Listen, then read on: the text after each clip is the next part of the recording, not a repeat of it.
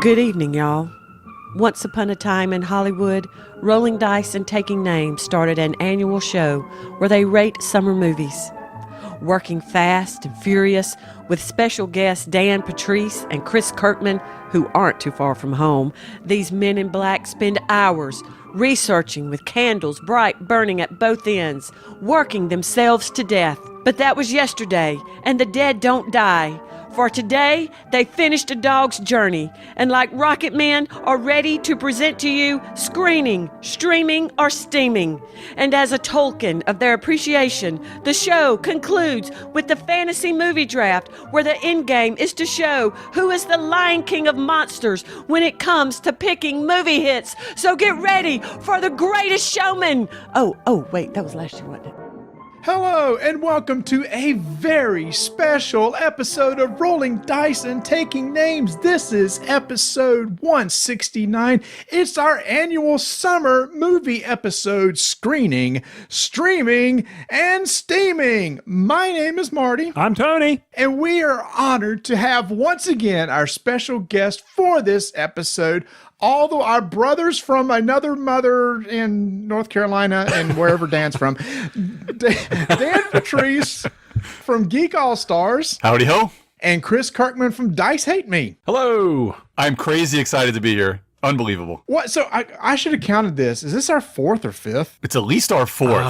It's at least our fourth. No, thanks for having. Hey, let's get a little bit more enthusiasm. And thanks for having us. This is awesome. It's an honor to be in the presence of such greatness as such as you guys. Oh, Lord, here we go. Here we go. Aren't you in the presence of greatness every time you record with Kirkman? Oh, That's exactly right. That's exactly right. This guy gets it. That's good.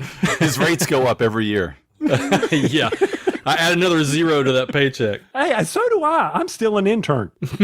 guys, this is our fifth one. Oh, Is no it way. really? I just checked it. Yeah, because I just found our second one was in 2015. So 2015 is second, third, fourth. Yeah. So our first one was 2014. I'm pretty sure everybody's won one except for Tony, and Marty's won twice. That's how I remember this is fifth.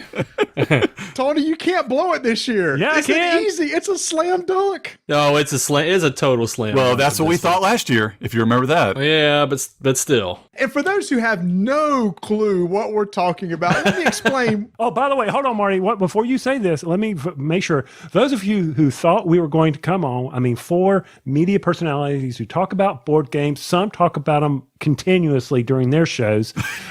Where unlike our show, this show has nothing to do with board games. So if you would like to go ahead and skip to 2 weeks away, go ahead. This is pure movies. But go ahead, Marty. What were you going to say about the draft? That's like, dozens of people who listen to us, about six of them just left. Said bye. Yeah. And Tony, it's good to know that you have not listened to us in at least a year, because board games tend to take a back seat when we do those draft shows. Where we draft like good movies and things like that. I still listen to you. Don't even go there with me, okay? All right, so let me explain what this is all about for those who do not know. This is something now we know that's been going on for 5 years, where all of us will take some movies big movies are going to be coming out over the summer, and we're going to basically talk about them and then rank them. We're going to give them one of three classifications. If we plan on going to see a movie in the theater, we'll say this is a screening movie for us. If we went, you know what? I can wait till it comes on Netflix or I digitally get it, then it's streaming. Or if it's one of those things, I have zero desire to see this because it looks like a crap of poo, it's steaming. A crap of poo. That should be the new title of the episode. Oh, crap of poo. How about a pile of poo? A pile of crap? Well, you should have, for the first few years, like I think the first 3 years, you changed it each time. I was kind of hoping that we would change it again. No. It's only been two things. Oh, it has only been, okay. Yeah, but no, it's good that we keep it this way because Kirkman usually loses focus halfway through based on the amount of Jameson he drinks. And he can't remember, is it screaming, streaming? Well, which one's which? I don't care. I don't know. I don't know either, but I used to like when we had, what was it, Box Office, Redbox, and Trash Box. Yeah, that was a good one too. The thing is, Redbox is going away. I know. Streaming is where it's at. It really is. But the Gen Zers are going, what the heck is Redbox? That's how we know we're old and we've been recording forever, that people don't even know what Redbox is anymore. At one time, it would have been called Blockbuster. Blockbuster, that's right. Yep. Box office, Blockbuster, or something else. I was cleaning out my desk the other day, trying to find something. I found an old wallet. I found my old Blockbuster card, and I was like, "Holy moly!" I still have mine. Yeah, it's crazy. It's really weird. Get rid of it.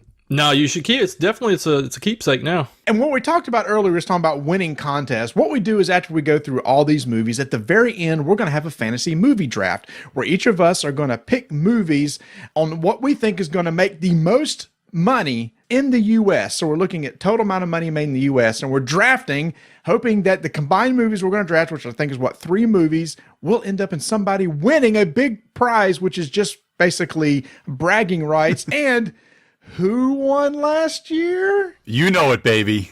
The Italian Stallion pulled it off. That's right.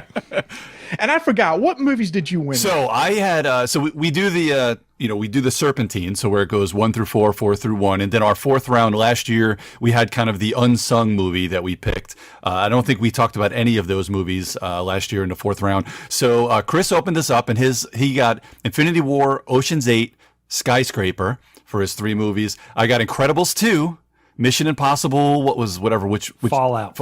And Mamma Mia 2. Tony took Solo, Ant-Man, and and Breaking In. It still hurts. It still hurts. And Marty was pretty strong. He had Jurassic World, Deadpool 2, and Teen Titans Go to the Movies. And so, but Marty did win the unsung movie last year. Dark Horse. He won the Dark Horse because he took Sicario 2. Second was Tony with Hereditary. I finished in 3rd with Tully, which I still haven't even seen anywhere.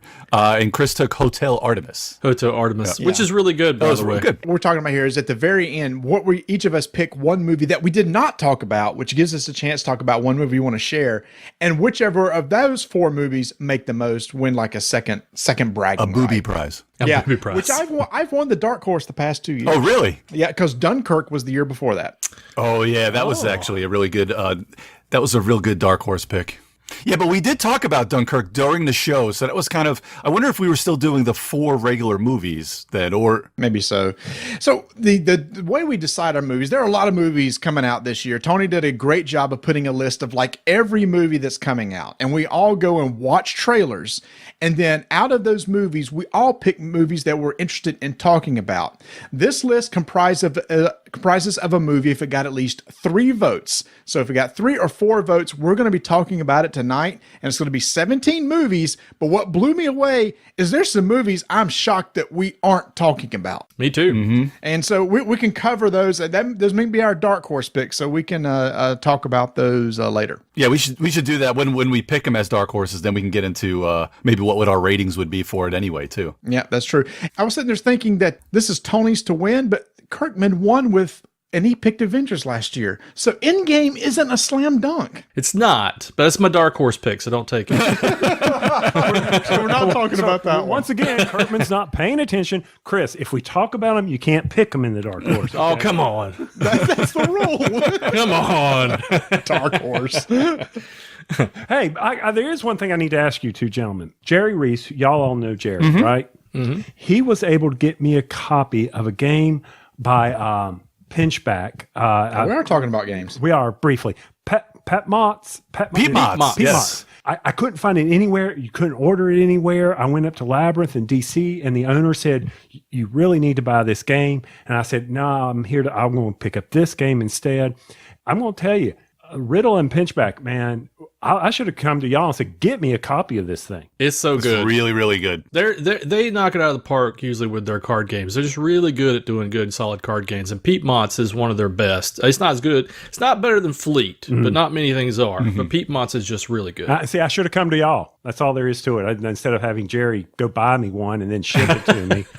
Well, guess what, Tony? We're going to be playing a Pinchback Riddle card game this Thursday night. Do I get to teach y'all that? No, we're going to be playing Challenge of the Super Friends card game. Oh, yeah. That's right. Yep. I'm excited to see those. That one, and if the rest of the line ends up coming out, I'm excited to see how those come out. So we'll get to check that out, because next episode we're going to do a little bit talk about cartoons. Oh, sweet. Oh, nice. Oh, because also the Wacky Races is coming out. I got to get it on pre-order for that because I want all of that. Yep. So Wacky Races and Challenge of the Super Friends is like, hey, let's talk about cartoons. But tonight we're talking about movies, which have some cartoons in them. I thought cartoons was like a cuss word now because it's animation. Oh, I'm sorry. I'm sorry. We were talking about Super Friends and Wacky Races. We're talking about cartoons. All right. That is true. Yeah, that's back in the day. All right, so Marty will read us what it's about. He may make something funny, but he really can't because there are no Transformer listings on this one this year. There's not. And then Tony will moderate the discussion where we'll go through each of us and we'll make our picks and why. And it seems like the summer movies start earlier every year because our first movie is April 26, 2019. It really needs no description because this has been in the works for 11 years and 21 movies brings us to Avengers Endgame. Wow, 21 movies. Crazy. 21 movies. Crazy to think about. So what'd be interesting is I try to get my daughter, who, by the way, is living at home now, Dan. So you're not an empty nester. I'm not an empty nester. She may go back away. I don't know. It's okay. I'm good with that. But anyway. But you actually, so then you have an in-house gaming partner too. You know, if your wife doesn't want to be bothered. This you would think that, but she goes to bed sooner than I do. But I asked her. I said, if they do the marathon of all the Avengers or all the Marvel movies, would you go see that with me? And she says, only if you would pay for when I take off work. I'm like, dang. But would y'all go sit there through that? This is only discussion. Not 21. Not all 21. There are some I don't need to revisit, but like maybe Thor 2 and Iron Man 3. I don't need to see all of them. Yeah. But I would take a curated list of the best. Yeah, sure, I'd do that. Yeah, it'd be fun.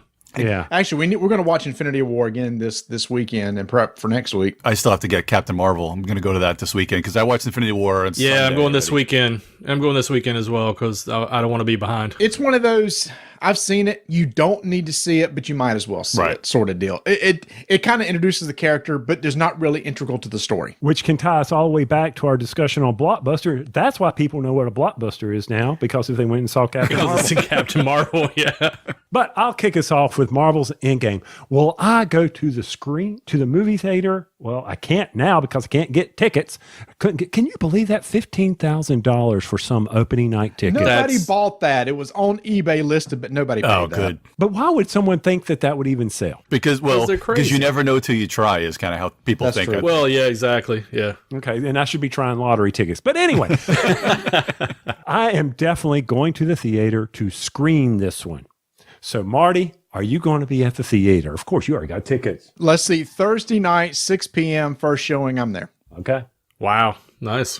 Dan? Oh, of course I'm going to be there. I think my daughter's listening somewhere in the house, but we have tickets on Friday afternoon. We're going to check them out of school. So I'm really excited for that. So yes, I am screening the heck out of this. You know, I'm a DC guy, but I love any superhero. I don't care what franchise it is. I really love all these movies, and I can't wait to check it out. We may have to, Chris, do a show just where we get all our predictions. Maybe we'll have you guys on for our next show to do the predictions, what you think the movie will be like. Okay. Oh, that's good. Oh, man, I'm speaking of predictions, I can't wait until Ant-Man flies up Thanos' butt. That's awesome. Oh, man, you gave away the ending. Sorry. Advanced spoilers. It is canon, after all. Yeah. I will say, I think this. I'm sorry, Chris, I cut you off. You're fine. It's screening. Oh, I'm totally screening this. This is a no-brainer. This is, if I see one movie this summer, it'll be this one. This is going to be an emotional roller coaster for me. You're talking 21 movies of all these characters, and we know the actors who have already said, it's time for me not to put on the uniform anymore. Somebody, I don't know anything. I assume somebody's dying. I mean, if you look at the comics and how they went and everything, somebody's dying. It's either Iron Man, Captain America, or both. Personally, I think one of them's gone. So it's and you're never going to see these people on screen again, and that's going to be tough to swallow once it's all over. I kind of hate it's coming to an end. They feel like family members by this point because you've seen them so much in the public, and you've seen them on TV. I mean, you've seen them in the movies and everything. It's kind of and they're on constantly on like TBS and stuff. So you even feels even more like they're part of your family. It's going to be hard to. I just hope they do this one right. I really hope think it's good. It's kind of it's awesome because it's fitting, because it's the Marvel way, because Marvel's like that too, in the fact that, you know, especially back in the day, everything was entwined. You had continuity where they would overlap with each other just like they do in the Marvel Cinematic Universe, and so it all becomes very familiar. And so when something happens to a character, there's that gravitas that lends itself to it. Now, that said, you watch Infinity War, you don't think most of these people aren't coming back. I mean, you got to be crazy. Mm-hmm. But it was a good way to kind of get people emotionally invested for Endgame. And I think I'm with you, Marty. It's going to be kind of an emotional thing. I mean, especially, you know, Stan's passed now, so we're getting past a generation of both comics and movies that have just changed the landscape. So it's going to be... It's going to be a good one. I'm sure it's going to be a good one, but it is going to be emotional. And this is Stan's last cameo. Ooh, is it really? Yeah. Oh, yeah. Yeah. It's going to be an interesting thing because what Feige has really done a good job with is, you know, all of these movies, whether, you know, DC and Marvel, they're basically a culmination of like different sets, maybe a 10-year run of different comics.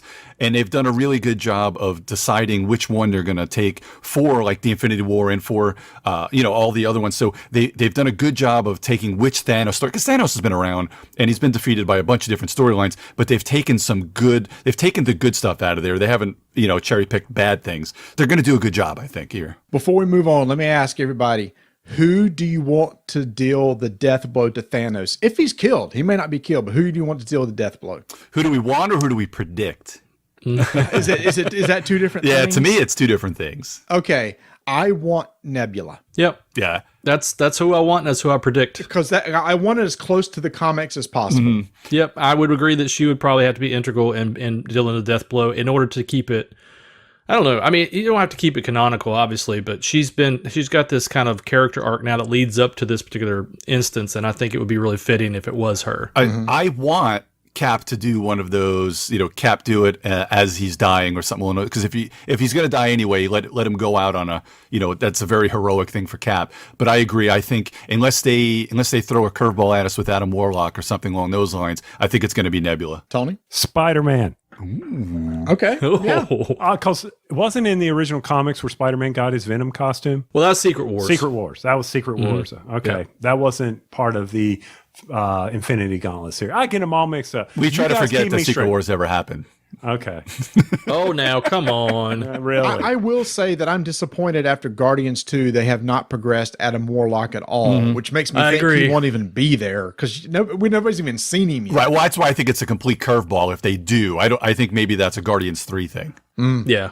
They'll probably continue the Guardians series with Adam Warlock's story. I don't think he'll be an Endgame because they want everybody that's there to have some sort of a purchase in the Marvel universe, and that's why Captain Marvel came out beforehand to make everybody familiar with that character. So I don't think they'll just introduce Warlock in the Endgame. Too much going on too. Oh, she would be a good one to be a curveball too, as well. The only thing I wouldn't be crazy about Captain Marvel is just because that character's so new. I would hope that it's one of the ones who've been around for 8 to 10 years that does it. But yeah, I agree. Thank you.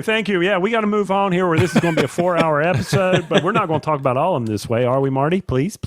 Talk about all the what? All the movies isn't this long. I mean, you fanboys, you go. I'm going to be entertained. That's my. Oh Lord, I know. That's how I'm it entertained is. too. All right, get us our second one, Marty. Coming out May 10th. Tolkien explores the formative years of the orphaned author as he defines friendship, love, and artistic inspiration among a group of fellow outcasts at school. This takes him into the outbreak of World War I, which threatens to tear the fellowship, in quotes, apart. All these experiences would inspire Tolkien to write the famous Middle-earth novels. Chris, tell us what you think about this, Mr. Professor. And I like Tolkien's, or as they pronounce it, sometimes Tolkien, but Tolkien's, his life story is pretty fascinating, especially with his love for language, and I think the trailer captures that pretty well. It's not one that I want to rush right out and see in the movie theaters, because as I've said before, and I know this is sacrilege, I'm not a junkie for Lord of the Rings stuff. I mean, I like Lord of the Rings, but I'm not going to sit there and watch like the extended versions and all this stuff. And the 2-part Hobbit just drove me nuts. But but I do love stories like this that tell the behind the scenes. And Tolkien's a really interesting person, and his life story is interesting. So this is one that I would definitely stream. I think it's going to be good, but it's not one that I need to see in the theater. Okay, Marty? I'm a Tolkien fan. I do like biopics like this. And I like the story of him and the other guys like C.S. Lewis. And he's part of a group called the Inklings, which is really interesting. So, yeah, I'd like to see the inspiration for Lord of the Rings. So, for me, it's going to be screening. Dan? This is a tough one because, I like to always say if it's like unlimited money and unlimited time, what would I really want? And I just... As much as I was I was actually pleasantly surprised at this trailer, and it's a pretty cool story. I don't know a whole lot about his history. You know a little bit here and there, but I don't know all of his history. But I just don't know if I could see this in a theater. It just doesn't look that entertaining where I would want to be to screen it. But I do enough to watch it, so I'll go with streaming on this one. For me, I'm going to go see it in the theaters because I think it's a break based on the rest of the movies on this list. It's a good break from what we're going from. So it'll be a nice one to just sit back and enjoy the story, see what it's about. It's also one that I think will catch my wife, Donna, off guard about when I bring her there. She's going to think, oh, another Lord of the Rings. I'm like, no, it's not. It's a story. It's something good, okay? Nobody's going to get decapitated or arrows shot through them or anything like that. But Tony, if you need a break from summer movies on May 10th, then you might have a little bit of an issue this summer. No. You're absolutely right. But think about all the movies from January till now. Think about everything that's been coming out. I mean, it's just, never mind. Don't get me started on the fact that so much of this is around comics and animation. And anyway, that's my. Well, you don't have to go see them. Yeah, I do. Tuesday night. You guys are lucky. You don't have to go see them. Yes, I do. Because Tuesday night is date night, 5:00. I just love that you guys bicker like an old married couple like we do. Just like we do on our show. I love it. All right, coming out the same weekend, the first ever live-action Pokemon adventure, Pokemon Detective Pikachu, stars Ryan Reynolds as Pikachu, the iconic face of the global Pokemon phenomenon, one of the world's most popular multi-generation entertainment properties, and the most successful media franchise of all time. And what do you think about this, Marty? When I heard that this movie was coming out, I went, you've got to be kidding me. And then I heard it was going to be Ryan Reynolds voicing it. I was like, come on. And then I saw the trailer. I went, well, wait a minute. That wasn't half bad. I kind of laughed at that. And then they showed me another trailer. Now, full disclosure, I'm a huge Pokemon fan. I played the original Pokemon Blue or Pokemon Red, whichever one. Tony played the other one. So I love that series. So I'm like, well, yeah, I know that Pokemon. Oh, look, there's Snorlax. That's cool. Oh, there's Mimic. Oh, cool. And I'm just starting naming all these off. So I've gone from, this looks so stupid to, oh, I'm in the theater. I'm screening this bad boy. If you played Pokemon back in the day, how many background checks did you have to go through to go into the stores to play that against all the 12-year-olds that were there when you were probably like 40 at the time? 40? Good gosh, this came out in the 90s, dude. And we're still going. We got a problem with that, big boy? Yeah, there's a new one coming out this year. And yes, I will be getting it. So, Dan, are you going? No. Now, I watched this trailer, and even the dulcet tones of my boy Ryan Reynolds couldn't save it for me. I was like, what in the world is going on here? Again, admittedly, I've never played Pokemon at all. Like, I may have played on a Game Boy something or other, a little bit, but that's not really the same. I tried to get both my kids into it. Kids these days, they collect it and they just want to, compare the numbers on the cards and stuff and just want to get the shinies and who the heck knows. But I was like, this looks awful. And my wife pointed out to me, in her good grace, she's like, it may look awful to you, but I could tell you there's a billion little kids out there that are jumping all around. And then she had a great point. Me. Yep, just like Marty. The little kids like Marty. So I'm going to say this is Trash Box because I like so many things. So I had to have. Box is. I don't know what's Trash This is a Box. steaming pile of poo. So yes, this will be one of my few steamings. Wow. And I was the first person that made that mistake of Trash Box, I guess. That's okay. Kirkman, pull us back into reality, not what Dan thinks is a reality. Bring us back. The reality of this is I feel exactly the same way Marty did in the beginning, because when they announced the concept for this movie, I was like, what in the world were they smoking? And then Ryan Reynolds signs on to do the voice. I'm like, okay, there's a Pikachu with Ryan Reynolds' voice. What is going on? Then I watched the trailer, both of them actually, and I'm like, this looks awesome. Yeah. I'd screen this. I mean, this thing looks I mean, let's be honest. If we're talking about unlimited funds and unlimited hours, like Dan says, then yes, screen. I would put it in the screen category. I will probably stream it because I don't think I'll have the time to go to the theater to actually see this. But it looks funny. It looks really funny. I think the animation looks great, and I think I'm gonna tell you right now, I think people are gonna go nuts for this. Especially, like, I mean, I haven't played Pokemon in a long, long time, but I played the original. I think I had Red. And I really enjoyed it. And over the years, by osmosis, you just get inundated with Pokemon culture. And it's just fun. It just seems like a fun movie. I agree with you. I mean, however, I will be at the theater watching. I mean, I got electricity coming out my butt. I love in the trailer when he's in the arena versus Charizard, and he's like going, "Oh, I can't do it when everybody's watching me." and Mr. Mom is sitting there and they're talking. Oh God, it's hilarious. Yeah, it's like you're speaking another language. I don't even know. I just hope that all the funny stuff is not in the trailers. You know how that can happen, like a Pet Story, where all the funny stuff was there and the rest of it. But I will say, Pokemon is my favorite RPG of all time. Wow. Yep. That's strong language. Wow. I've played a lot of RPGs. Nothing is more memorable for me than the experience playing Pokemon. I mean, how else can hours and hours and hours of walking through the grass? Now, do you mean electronic RPG, or did you sit down at a table with pen and paper playing? No, electronic. Oh, okay. I was like, wow, I can only imagine what that would be like. Video game RPG. Yeah, do a grass check, Dan. Come on, Chris.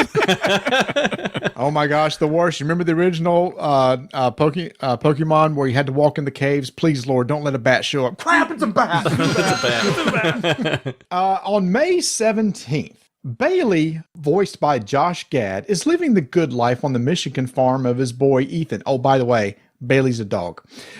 His boy Ethan, played by Dennis Quaid, and Ethan's wife. He even has a new playmate, Ethan and Hannah's baby granddaughter, CJ. The problem is that CJ's mom, Gloria, decides to take CJ away. As Bailey's soul prepares to leave this life for a new one, he makes a promise to Ethan to find CJ and protect her at any cost.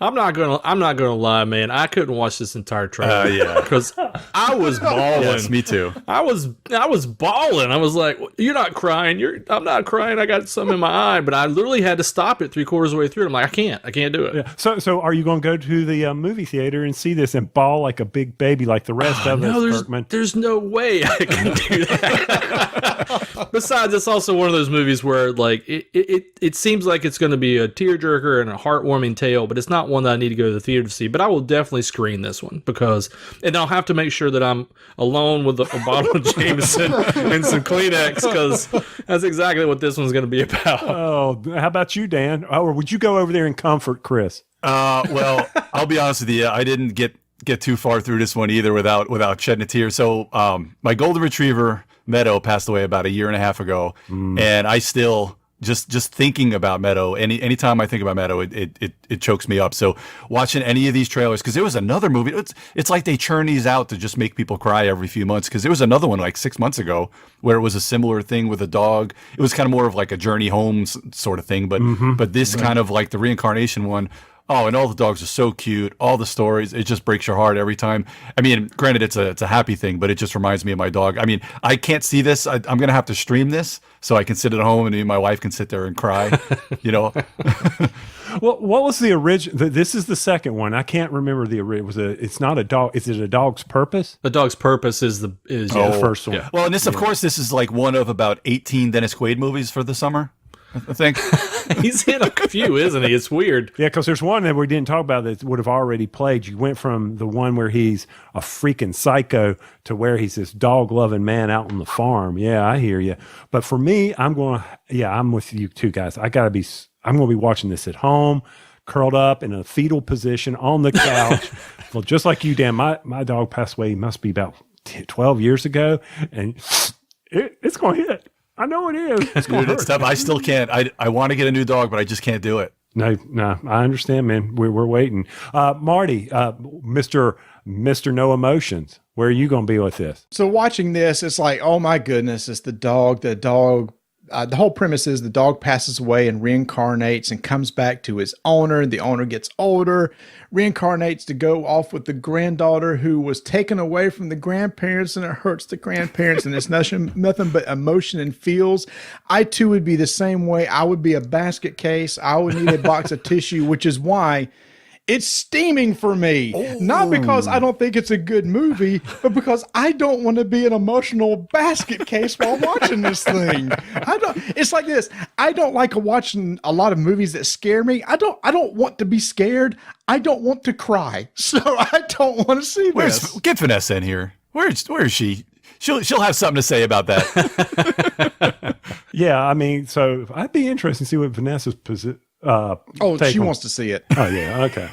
I mean, I'll end up seeing it. Oh, I'm gonna have a comedy or something afterwards. That's all I know. Somebody's gonna have to die or something afterwards in some action flick or something. What we'll need to watch is John Wick Chapter 3, which did not make the list, which comes out the same weekend. Yep, just do a double feature of those two. Coming out on May 24th. The tale of the charming street rat Aladdin, the courageous and self-determined Princess Jasmine, and the genie who may be the key to the future. It's the live-action Aladdin movie. All right, I'm going to go first. This one is pure streaming for me. It was almost steaming just because I don't want to diminish Aladdin and Robin Williams. I know it's Will Smith. I understand that, but I'm sorry. There's just some things that are sacred to me, and that is probably one of those things, but I will stream this. How about you, Marty? You know what? I have not seen any of the live action Disney movies yet. I just didn't have the appeal. I love the animated stuff so much, and there's like 2 coming out, this summer that we'll be talking about later on also. I'm torn. I'm like you, Tony. It's like at first I'm steaming, but steaming sounds like, it's going to be a bad movie. I don't want to see it, but I just don't think I'll ever get to it. So I'm actually going to say steaming. Again, not because I think it sucks. Wow. It's just that I just don't think I'll ever get to it. Really? Oh, Dan? Wow, you just steamed a Disney flick. I'm floored. Hey, I'm honest. Disney don't buy me out. Well, me and Chris, we're Disney ready. We're Asmo and Disney ready. Whoever wants to buy us out, we're ready. Disney fanboys. Actually, I'm definitely a Disney fanboy. So I'm gonna go screen this because the first trailer looked pretty bad, but that second trailer, it kind of won me back because I think Will Smith can do a good job. Anytime I think Will Smith is going to be steaming, he ends up being really, really good. So I think this is going to be a good one. And Aladdin's got a special place in my heart from when I was a kid too. So let's just screen it with the fam. Oh, okay. Chris? Steam this sucker. Wow. Awesome. This looks like this looks like the worst movie of the summer to me. It's just everything about it just chafes me. I can't do it. I just can't, because Aladdin is my favorite of the, the modern animated Disney films. It is my absolute favorite. Not just because of Robin Williams, but I just think the storyline and the songs and everything about it is my absolute favorite anime. But watching this live action just makes me want to curl up and just puke. It just looks so bad. So steam. I am never going to watch this movie. Don't even care. Go get you some Gold Bond. That stuff just chafed you. I hear you. That's right. Fix my chafing. All right, coming out the same weekend. What if a child from another world crash landed on Earth, but instead of becoming a hero to mankind, he proved to be something far more sinister? From producer James Gunn, Brightburn. All right, Kirkman, bring us back from steaming. What do you think? Oh, I'm absolutely opposite on this one, man. I'm screening this sucker. This is if Superman was evil. Mm-hmm. I mean, how can you get better than, and watching, I don't get scared by much, but watching that trailer, it gave me goosebumps. Like some of the scenes that happen in it, like just seeing this kid go from like hopeful to really dark, and just some of the jumps that happen when he's like, taking things and destroying things. It just looks fascinating. I love these types of character I guess exploration movies, but also it's that Elseworlds story of what if Superman was not raised by the Kents, and became wasn't the upbringing big blue Boy Scout after all. So I think this should be pretty interesting to watch. So I'm actually gonna put this as a screening. Okay, Marty. You know what? When I first saw the trailer, I was like, "Oh, come on! Why are you ruining the Superman story?" But then I thought, "Wait a minute, Marty, stop." This is a really interesting twist. And like you, Chris, it was like, okay, this is really, really creepy, especially some of the trailers where the woman's like in the freezer of the like a restaurant. Oh, and yeah. the kid's standing there with the mask on and then just like flies across the room and hits her. I'm like, all right, this has gone from like to screening. I want to see this bad boy in the theater. And since James Gunn is responsible for it, well, you know, we've seen some good stuff from James Gunn. Dan? I'll go watch Aladdin again because this looks like a pile of crap. What? Let me break it to you here, Chris. If Superman was evil, I just skip to the end. He would enslave humanity until in Brightburn, where they put in some really bad MacGuffin where if he has corn chips, he dies. You know, something stupid like that. They're gonna. He has a peanut allergy. Exactly. He could be allergic to tofu like Superman was in the 90s. So yeah, you know, and I'm also, and admittedly, I say this a lot of times. I'm not much of a horror guy anyway. You know, I'd rather watch just about anything. I'll go watch Bohemian Rhapsody again than watch this. Wait a minute. Go back to what? Allergic to what? Yeah, back in the 90s when John Byrne was writing Superman had an allergy to tofu. That's got to sink in for a little bit. Because that comic sounds like this movie, and it's a steaming pile of crap. Oh no, I'm not about to waste my time on this. No, So, yep, Dan, I tell you what, you and I will go check out A Dog's Journey. Yeah, that's right, man. Team Tony Dan here. There you go. I can't make it to Aladdin, but I'll go back for that. So yeah, that's. I'm sure it's going to be a great movie. It's going to be an intense movie. It did pique my curiosity, but like you, Dan, I'm not a horror suspense kind of guy. So maybe if I see it at the house if I stream it, but I'm going to pass it. It's steaming right now. Well, it's got Pam's boyfriend in it from The Office. Come on. That means nothing to me. I know it doesn't. Whatever. All right. So May 31st, an epic musical fantasy about the incredible human story of Elton John's breakthrough years. The film follows the fantastical journey of transformation from shy piano prodigy Reginald Dwight into international superstar Elton John. This inspirational story, set to Elton John's most beloved songs and performed by star Taron Egerton, tells the universally reliable story of how a small town boy becomes one of the most iconic figures in pop culture in the movie Rocket Man. Rocket Man! So, other than that word, don't stop there. I was going to say, do you know any words past Rocket Man? Yeah, there you go. I don't think anybody knows the words past Rocket Man. But that's okay. Burning out the fuel out there so long. Something like that. Is that what it is? Dude, yeah, that's awesome. Nice. Way to pull that one, Dan. Well, my daughter is a huge. So let me tell you a quick Elton John story. So we had these when my kids were growing up. We had a lot of these DVDs of the Muppet Show, and it was one of them that had Elton John on it. And my daughter watched it a million times. So every night, my daughter goes, "Alexa, play Elton John." And so like all night long, you just hear Elton John in the hallway.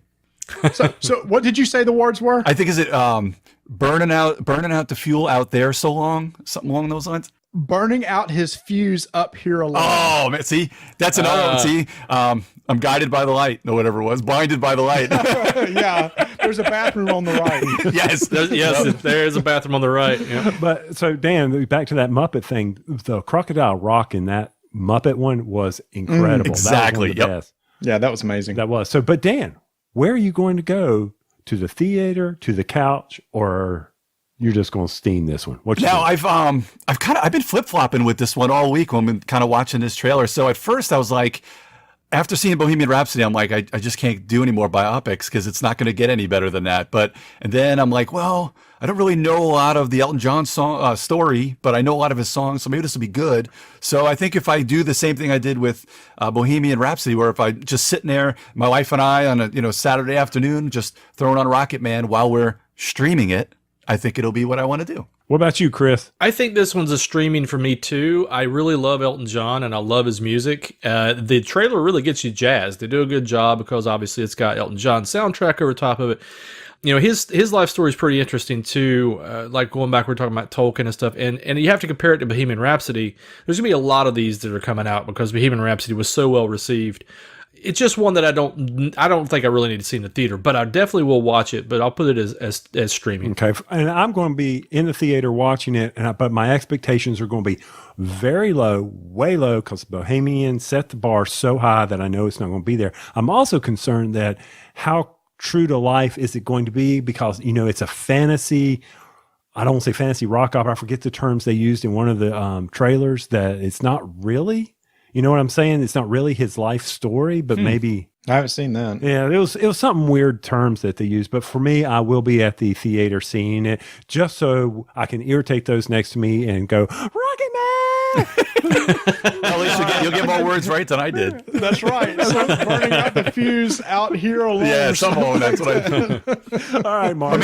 I must be thinking of, what's the other one that you always see? The other rocket in space. Oh my God, I don't know. Forget it. Oh, Major Tom. Yes, I'm always thinking of Major Tom. Yeah. Peter Schilling's or David Bowie's? Oh, I like Peter Schilling's, I think. Well, actually, they're both good because they both have that different feel to them, but they both get you moving too. All right. So for me, I too was Bohemian Rhapsody blew me away. I saw that opening night and I just fell in love with it. But I'm also a huge Queen fan, so I thought, here comes all the biopics. But I really do like Elton John, but probably not enough to see it in the theater. So for me, it's going to be a streaming. But I'm really glad this is coming out because I don't think a lot of people. Maybe tangential people who know Elton John may not realize there's another person behind him, Bernie Taupin, who wrote all the lyrics. Elton John just did the music. So I think it'd be good for people to see, it's actually a two-man show. It's just Elton was the one on stage. Marty, I wish I lived in Charlotte because you go to so many movies on the first night. I would love to have a partner to go watch a lot of these movies and just talk about them. Hey! The last couple of movies, Chris. I'm like, we want to go? No, can't go. No, no. That's BS. I'm going to call you on some BS right now because every time I'm like, hey, let's go do something. No, I'll go hockey. You know what I mean? Dude, you play. You're always at hockey. It's like an old I don't want to hear it. No, he's not wrong on a lot of that because we usually would go to, there's a theater around here that's kind of one of those. So, Marty, I think you talked about it on your last show where you had a top secret theater, and we do too, where you can wait till like the last minute and get one of it's one of those where you pick your seats, but it's kind of a top secret one where Chris and I always go, and we always go on a Thursday, and I do play hockey on Thursday nights. So usually I end up blowing off hockey for this. The summer is when I do blow off a lot more hockey than I do in the winter. Now that it's the summer, me and Chris will have to pick up a lot more of them, and TC will have to come with us. And what I found too is actually the Thursday night shows are a lot less crowded than Friday and Saturday, which is why we go. I wonder why that is. I wonder if people just don't realize that more theaters do that, or if everybody's working. I think everybody's just got to work on Friday. And I'm going to be, the Tuesday $5 shows are packed now. Oh, well, of course they are. It's ridiculous. Yeah. I mean, if that was one of our guilty pleasures is going on Tuesday nights and being able to see a movie in a non-crowded theater. And now if I'm not buying those tickets 2 to 3 days in advance, they're hard to get good seats in there. So anyway, speaking of good seats that you may not need to buy, Marty, tell us about our next movie. The next movie also releases May 31st. The new story follows the heroic efforts of the cryptozoological agency Monarch as its members face off against a battery of god-sized monsters, including the mighty Godzilla, who collides with Mothra, Rodan, and his ultimate nemesis, the three-headed King Ghidorah. When these ancient superspecies, thought to be mere myths, rise again, they all vie for supremacy, leaving humanity's very existence hanging in the balance. Gentlemen, this would be a slam dunk. Godzilla, King of the Monsters. So we can give our time over to the man who's probably going to talk the most about it. Go ahead, Dan. Tell us what you think. Oh, my God. See, I don't know if that's just because I talk the most about everything or it's just because I'm such a huge Godzilla guy.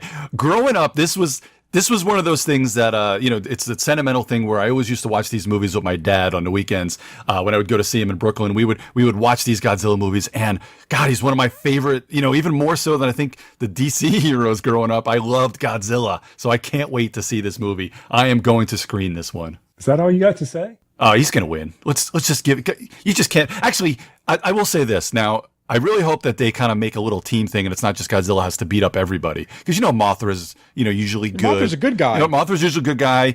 Rodan, they can kind of flip-flop. And I hope they have more than what they've seen there. Because what was the what was the one that was like the little dinosaur with the tail, like the tail? Yeah, it's on the tip of my tongue. I used to know the name of the one, but yeah, it was Schleestack.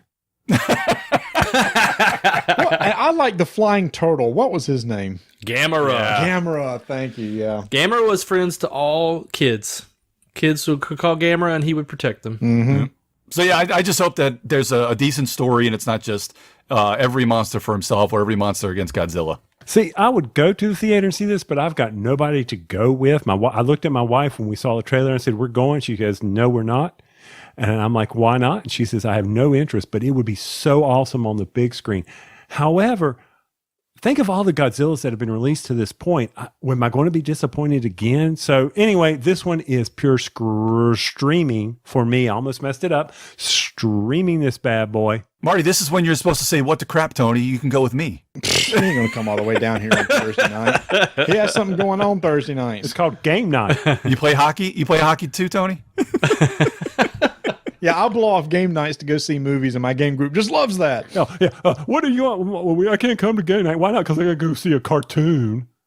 What? I'm sorry. Okay, tangent. Guys, what did you think of Spider-Man Into the Spider-Verse?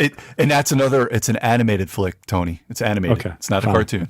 Sorry. That's an animated. It was awesome. It's not Thank you. It's not the end all be all of the universe that people are making it out to be, but it is really, really good. Yeah, Tony didn't like it. Well, hold on. Wait a minute. Hold on. What? Wait a minute. Go ahead, Chris. What do you think? I thought it was great. I'm the same way with Dan, though. It's like, I think everybody was like, this is the best thing to ever come along. And I'm like, it's fantastic. I'm glad that it won an Academy Award because it's interesting to kind of give a new studio a chance at the Academy Awards and things like that, especially for the diversity and everything that they do for it. I enjoyed it. I didn't think it was quite as big as the hype was, but I really had a lot of fun with it, especially for Peter Porker being in it. That was my favorite. Okay, so the biggest draw or negative I had about that movie was it made me ill. The big screen and the out of focusness, and I swear I still think it was out of focus. So I watched it again on my small screen, and I enjoyed it a lot more until Peter Porker showed up. But come on. Oh, come on. But seriously. So it's like saying you don't like Nicolas Cage being in it either. I didn't like that one either. That was amazing. What are you crazy? He was awesome. No, he was really good. Okay, fine. All right, so I'm sorry. Okay, so the squirrel's over. Yeah, squirrel's over. So Dan is going to go see Godzilla in the theater. I'm going to stream it. Marty. Yeah. So Dan, I'm like you. I grew up sitting in my house on Saturday mornings watching all these monster movies. I absolutely loved Godzilla. And in the last movie, I understand, Tony, there has been some bad Godzilla movies, but the last one was really good.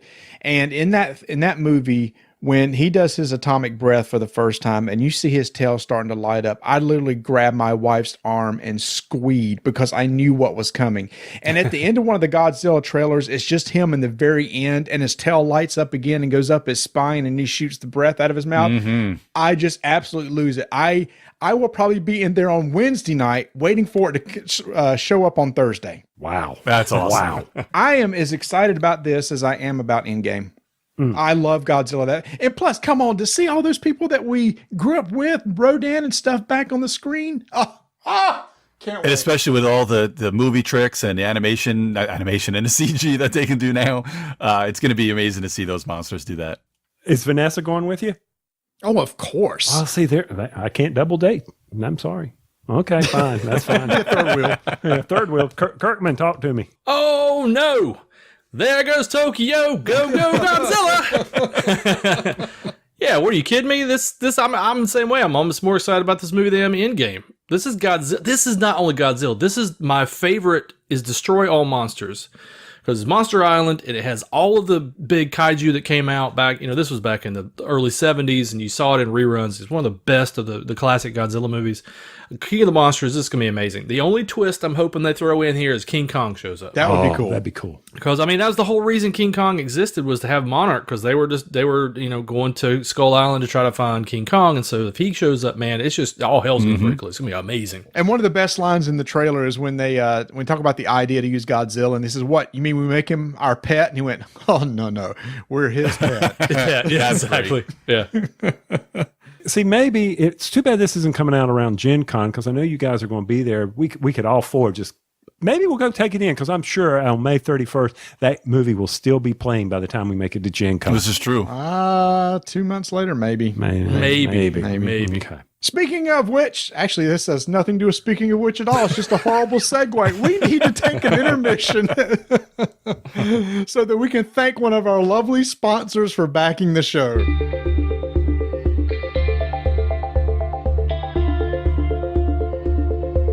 Don't forget about Miniature Market's The Drop, and be sure to pay attention to those prices, because things can be gone before you know it. But more importantly, one of the things I always forget about to check on to add to my order is they carry some very, very fine, Marty, I mean fine accessories. For instance, Zen bins. Those things make my game setup so much quicker. I mean, I had put out the Zen bins and put all of my Raccoon Tycoon pieces in it, and boom, I had that game set up in no time. So they are now permanently in Raccoon Tycoon. So I've got to order some more Zen bins from miniaturemarket.com. Moving on, coming out June 7th. X-Men Dark Phoenix. In Dark Phoenix, the X-Men face their most formidable and powerful foe, one of their own, Jean Grey. During a rescue mission in space, Jean is nearly killed when she's hit by a mysterious cosmic force.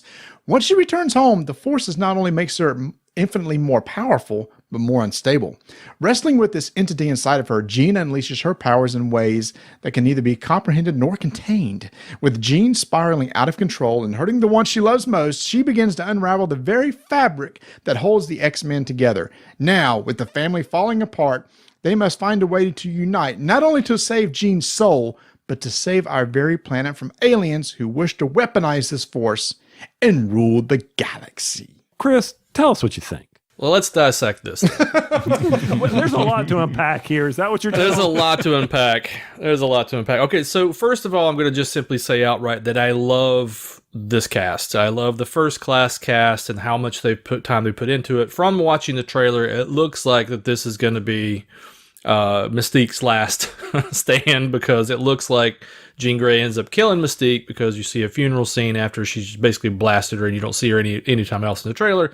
Anyway, the whole thing of this is like it's you're going to have to approach it separating yourself from the comic story, because the comics, you can obviously tell from this, everything they've done up to this point, that it's going to be a big departure from the canon of the comics. But then again, Apocalypse was as well, and I thought it was fun. Apocalypse was not the best one, but it did introduce finally a Storm that I can get behind, so I don't have to watch Halle Berry anymore, thank God. Anyway, overall, unpacking this thing, it's really hard for me, because I'm a huge X-Men fan. And I think that they've done a great job with the First Class series. I think that Days of Future Past was just a masterpiece. I thought it was so well paced and so well done. We gave it some Magneto we really liked. This one, I don't know. It's tough because it's all over the place. I just don't know what to expect, because, Magneto is on the side with everybody now, and then it looks like Emma Frost gets involved and tries to twist Jean Grey into Dark Phoenix for whatever purposes. I don't know. I just don't know what to expect from this. I probably will see it in the theater, simply because I've always watched all the X-Men in the theaters. But it's on the borderline for me. I think I'm gonna put it as screening but trepidatious. Okay, welcome to Screening Trepidatious Screening. So Dan, counterpoint.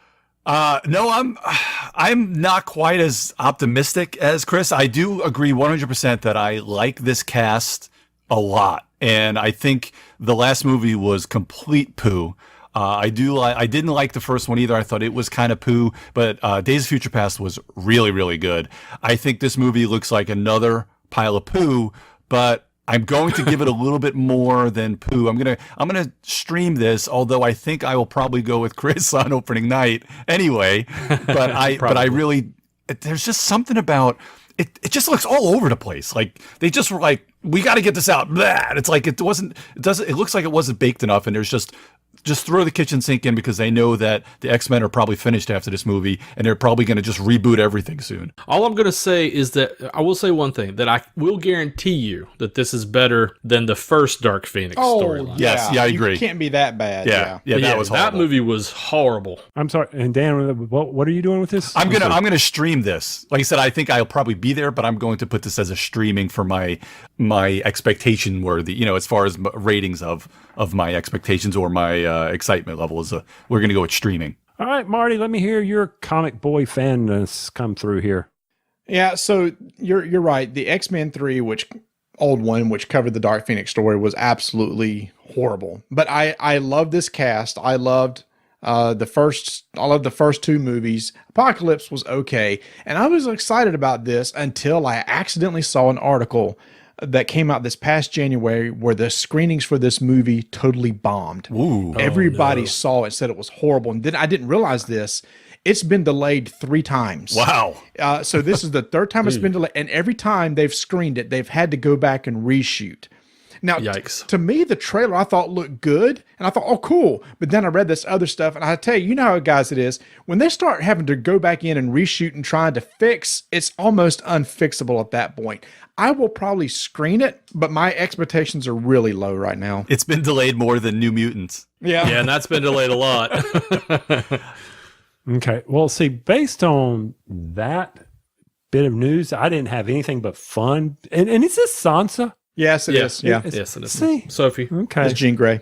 Okay. See, that's what I was like hoping that maybe she would be like a dragon or something. I mean, I expected to see the dragon or something. What's close? No. Phoenix close, I know it's a phoenix, a dragon, close enough. Maybe she finally gets, but either way, I think I'm going to have to stream this one as well because I'm not as big as a fan of X-Men, and I expect I can save some money and it'll be on TBS in less than a month. So, Tony, you changed you must have just changed that recently then. I did because I was hearing you guys. See, you guys convinced me. I was thinking screening, but then I'm listening to you guys. I'm like, this may be one I should pass on, and I think I'm going to change it to I'm going to have to stream this back. And Marty, you were a streaming, right? Screening. I did say screening because I know I'll be there. Okay. I just like seeing these. I just love this cast so much, and I give them so much credit. So, but yeah, I do have trepidations. I will say this though: one of the best Dark Phoenix stories I've ever seen is the X-Men animated series from the 90s. Oh my gosh, it's so good. Is that not amazing? If they can translate that to the movies, they got a slam dunk. They did all sorts of great stuff with that. It's I don't want to say it's underrated, but people should revisit that because they do a lot of great storylines. And the Dark Phoenix storyline from that series is awesome. And they did it right because it was a multiple arc thing. Yeah, so she absolutely. was good, and then she turned. Right. Yeah, that's a great intro too. Yeah, they do a lot of that with where the animated storylines are so good compared to what they end up pulling out. Because there was a couple of Green Lantern movies that were much better than what they ended up with. I mean, they should have just went straight for the Sinestro story like they did, and I think it was Emerald Knights or the first Green Lantern movie, animated movie. So I mean, all these animated storylines, I don't know if they can just get away with more because they don't have to CG it or anything. I think they'll be able to take chances. That more. could be it too. And it's serialized, so you ain't got to cram the whole story in 2 hours. Yep. Coming out June 14th, we're revisiting an old universe from, when was this? The 90s? With the 90s, Men in Black International. The Men in Black have always protected the Earth from the scum of the universe. In this new adventure, they tackle their biggest, most global threat to date, a mole in the Men in Black organization. All right, let's start with Marty. I've always been a huge Men in Black fan. I love the first one. The second one was okay. I went and saw the third one, and that one kind of got better over time because it had the feels at the end.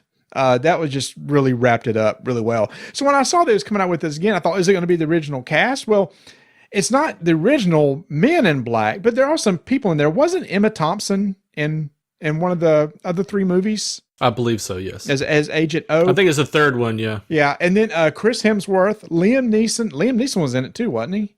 Yeah. Okay. Yeah. So they did pull back characters from the other movies. So, and when I saw the trailer, I thought, oh, okay.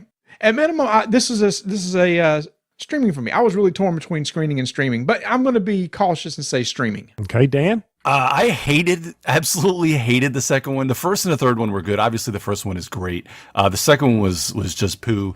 But when you put together, you've got Valkyrie and Thor in another movie, I'm in.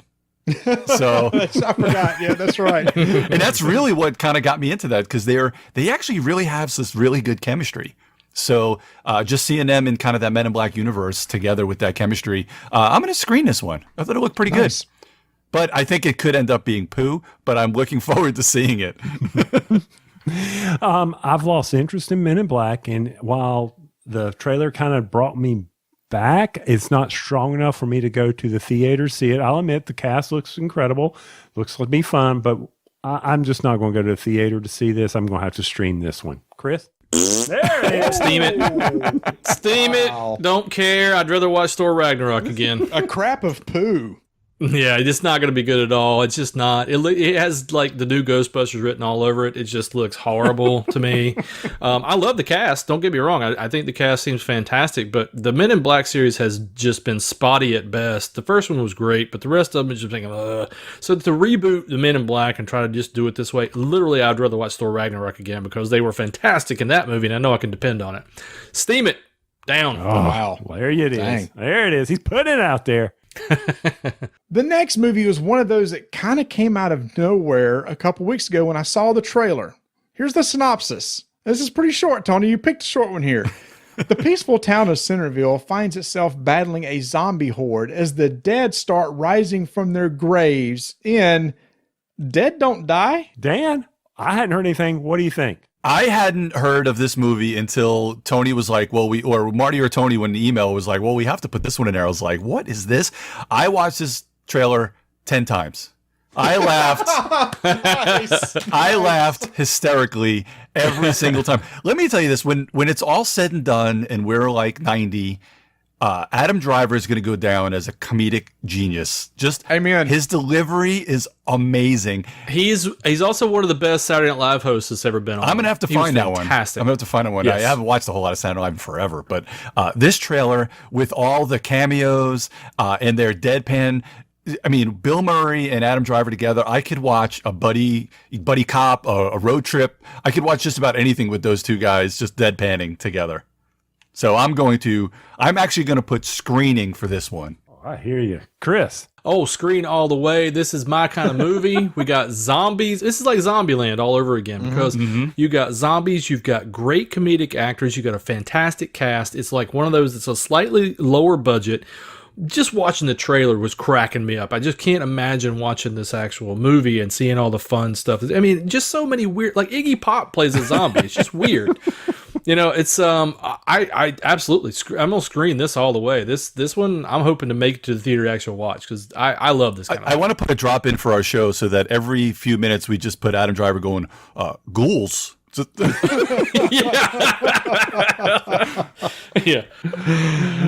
Tell you what little I know. That's Kylo, isn't it? Yep. Yes. Okay, yep. Thank you. Mm-hmm. All right, just making sure. Which is a shame because we have to hate him, but I love the guy so much, but you have to hate him as Kylo. He's so good, though. He's just really good. I know that Saturday Night Live you're talking about, Chris. I don't watch many either, but I did watch that. Oh, I did see the skit, though, with Kevin. Oh, yeah. The boss's... Undercover boss.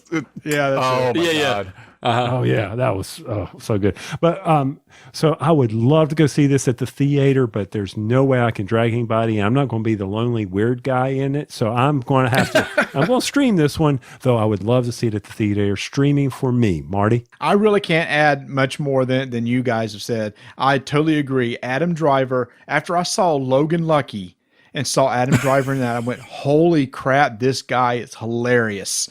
So you put him with comedic genius Bill Murray about zombies, and Bill Murray, who was also in Zombieland, he talked about zombies earlier. It's like, oh yes, screen. I think this. Hopefully, I hope this becomes a cult classic, much like. Oh my gosh, the comedic zombie movie with Shaun of the Dead. Shaun of the Dead. Shaun of the Dead. Exactly what I'm talking about. Shaun of the Dead. I hope this is Shaun of the Dead material. I agree. Yeah, Logan Lucky, aka Redneck 11. It totally is, yeah. You know what killed me the most about that movie is they were like in West Virginia, And they said, we're going to drive down to Charlotte. And like 30 minutes later, they were there. It's like, what kind of... It's like, what? Yeah, exactly. What road did they take? They were back and forth to West Virginia like 3 times a day. It's like, no. Isn't this like NASCAR country? Yeah. I mean, they got to drive really fast. So coming out on June 21st, I had mentioned earlier about not wanting to see movies that give me the feels because I don't want to get all emotional, but this is one I'm going to have to go see. Oh boy, here we go. Let me see if I can at least get through the description here. Woody has always been confident about his place in the world and that his priority is taking care of his kid, whether that's Andy or Bonnie. But when Bonnie adds a reluctant new toy called Forky to her room, a road trip adventure alongside old and new friends will show Woody how big the world can be for a toy in Toy Story 4. And Marty, what do you think? Where are you seeing this in the theater? Or not? Yes. I've loved every Toy Story movie, and I thought the third wrapped it up so well. I was just like, at the end, that was so good. Thank you. That was an amazing run. And when I heard Toy Story 4, I went, you're going back to the well again? And then I thought, man, I don't know. And then Tim Allen on one late night talk show said that he couldn't get through the last scene that he had to read because he kept breaking down. And when the actors who are playing the parts get emotional, I'm screwed. Oh yeah. I am just absolutely, I'm going to be losing it in there. So yes, Toy Story 4, I'm screening and the entire family will be going. And what made it so tough for you, especially you and I on Toy Story 3, that was the time when the kids were going off to college. Yeah. And they grew up. Yep. Exactly right. Wow. That was, we related it too much. Yeah. Well, yeah, it did. And I will be at the theater sitting there with honey, sitting there with baby girl. We're going to be watching Toy Story 4 opening night. That's I will pay the extra money for that one alone. Dan, what about you? I'm absolutely gonna screen it. I really can't wait. Wow. I'm gonna screen it because, well, I mean, it's like you said, it's just a family thing. My kids have grown up with these movies. I'm really scared that it's not going to be as good as the rest because, like you said, 3 wrapped everything up perfectly. Like they didn't really need a whole lot more. So where does this story go now? And a lot of the people that had their hands on the whole franchise are not tied to this one. Oh, is Lasseter not with it? I don't know. Lasseter might be the only one that is, but I know a lot of the people that had a lot of the intertwinings in there. I was reading an article today about how this may be the one where this may be the biggest surprise bomb as far as story. I mean, it'll still make $1 billion, but I mean, it may be one that it just doesn't resonate with people after the fact.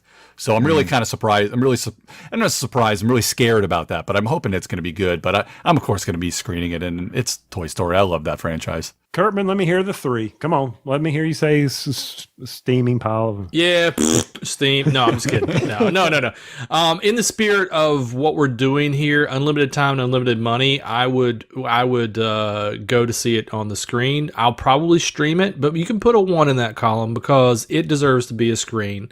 I probably won't screen it, but again, in the spirit of what we're doing here, I think the Toy Story 4, the Toy Story franchise is one of the best of all time. I think that it deserves a 1. It deserves to be screened. So I'm gonna screen it. They need to wrap up all the big Pixar type short stories in like the Up beginning of the best love story ever made on theater with Up, and then just keep putting Toy Story 3 and just put them all together, and we could all sit there and just cry the whole time. Exactly. Well, the funny thing is that the most emotional part of Up was the first 10 minutes. Exactly. After that, it was just a regular show. Well, that's the thing too. You're like, the first time I watched Up, I literally was bawling, and I'm like, what is this movie going to be like? Can I make it through this thing? And they kind of set you up really high, and they kind of like ease you into this adventure story after that, which is really cool. But it's like it's just the most brutal opening to any movie I've ever seen. But I even cried at some of these short stories too, like that. The dumplings one made me cry too. Because as you the say, apple dumpling game. No, the dumpling short. That's what I was thinking when he said dumplings, the apple dumpling game. Boy, that everybody out there, that's a deep cut from about the 70s. Yeah, exactly. Yes. Which one is in it? Who was in it? Don Knotts and Tim Conway. Don Knotts was in it for sure. Tim Conway. Yep. Hold on, everybody. Okay, everybody, just hit pause, and y'all can go Google Don Knotts and Tim Conway. Don Knotts and Tim Conway. Of course, in they reconnected as the Detectives 3 years after that. I don't know if y'all remember the Detectives, but that's a really good movie. Anyway, and what was the other one? Leadfoot and Rocket Hat, or whatever the heck that one was. I don't remember. What? Thunderfoot, Lightfoot, Thunderbolt and Lightfoot. Yeah, Gordon Lightfoot.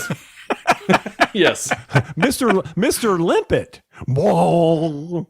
Oh, Mr. Limpet. We're really alienated like literally 79% of the audience at this point. But it's great. The Ghost and Mr. Ghost to Mr. Chicken. Oh, what was Chicken? Yes, Ghost and Mr. Chicken. Wow. And the best sitcom part was Carol Burnett's show where Tim Conway and Harvey Korman, the dentist. Oh yeah. Oh, that's a good one. Yeah. But there's also a Mama's Family skit where Tim Conway just slays. Dick Van Dyke's on it too. Oh my! And everybody loses character and just starts dying laughing. And he's talking about an elephant. Yep, the elephant. It's a Siamese elephant that are joined at the trunk, and he says like it starts to build up. They're all losing it. He goes like it's really bad when they try to like trumpet. They go Snorky. Well, you can't forget Private Eyes too. All right, so everybody, y'all got videos. Y'all can go Google those who are listening. So there you go. All right, let's move on. All right, so every once in a while, a movie comes out with such a really cool idea that just the premise alone makes me want to go see it. And that's what is next with the movie Yesterday. Yesterday, everybody knew the Beatles, but today only Jack remembers their songs, and he's about to become a very big deal. Again, the movie is called Yesterday. Chris. This one seems really cool. I mean, it's one of those kind of indie hits that is just going to kind of come out of nowhere. But when I watched the trailer, it was very charming. I like the concept behind it. I don't think that this is one that I need to see in the theater, but it's definitely one that I will stream because I love these types of movies. So definitely streaming for me. And I'm going to agree with you there, Chris. I'm going to want to stream this one. I would. I can't go to the theater because I'm going to sit there and sing along. I'll be like what I was doing in Queen, and people will be mad at me.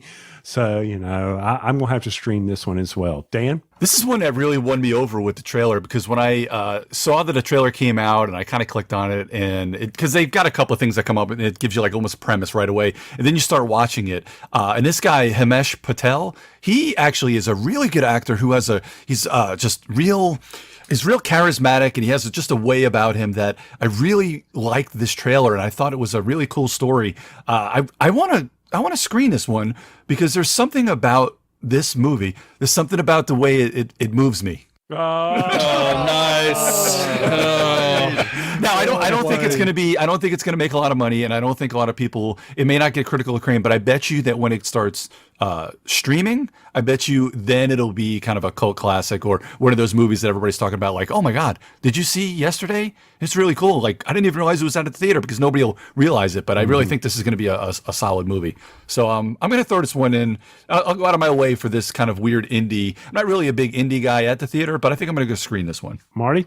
Yeah, so one of these things that people who didn't understand the description, guy gets hurt, comes like out of a coma, and realizes he's the only one that's ever heard of the Beatles, and the Beatles like didn't even exist. Mm-hmm. And he's a songwriter, and he starts basically marketing songs from the Beatles because nobody's ever heard it and becomes a huge hit. So the premise is really cool. And I want to see it just to see, okay, how does it end? Is it, is he still in a coma? Mm-hmm. How does it resolve and all that? It's one of those things I don't need to see on the big screen because I don't think it'll really add anything on the big screen. But as soon as it comes out on streaming, I am all over it because I just want to see how this whole thing plays out. So streaming for me. Hey, look, it's another superhero movie. On July 5th, Spider-Man Far From Home. He goes to the UK.